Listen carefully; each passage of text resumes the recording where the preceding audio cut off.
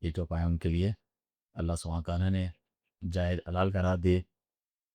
انسان جو ہے اپنے نفس میں سوچے کہ میں جانور کو قربان کر رہا ہوں، یہ تو اللہ تعالیٰ کا دادا مطیع فرماتا ہے میں اپنے اختیار سے اب رب سبحانہ تعالیٰ کی نافرمانی کرتا ہوں۔ اتنے بڑے عظیم جانور اونٹ تک ہمارے لیے مسخر کر دیا، تو انسان اپنے ذریعے تقویٰ پیدا کرے، اپنی خواہشات نفس کو اللہ تعالیٰ کی رضا کے لیے دعا کرے۔ یہ اس میں سبق ہے ابراہیم علیہ السلام کی جو قربانی اسماعیل علیہ السلام کی بیٹا تک اللہ کی راہ میں کہ محبت گر نہ کر لے اللہ کی رضا دل میں قربانی دینے کو تیار ہیں، اپنی چھوٹی چھوٹی خواہشات کی قربانی دینے کو تیار نہیں ہوتے۔ یہ بھی سوچیں اور قربانی میں بڑا درس ہے اللہ کے لیے خلاص ہو۔ اللہ تعالیٰ فرماتا ہے لن ینال اللہ لحومها ولا دماؤها، اللہ کو قربانی کا خون گوشت نہیں پہنچتا، ولیکن ینال التقویٰ منکم، تمہارے دل کا تقویٰ پہنچتا ہے، وہ دیکھتا ہے اللہ سبحانہ تعالیٰ۔ دکھلاوے کے لیے بڑی بڑی قربانیاں کروڑوں کی لوگوں کو دکھا رہے ہیں، لوگوں کھلا رہے ہیں، کوئی تقویٰ طہارت نہیں، مثلاً دلیل یہ ہے نماز نہیں پڑھ رہا ہے اگر واقعی متقی پرہیزگار ہے۔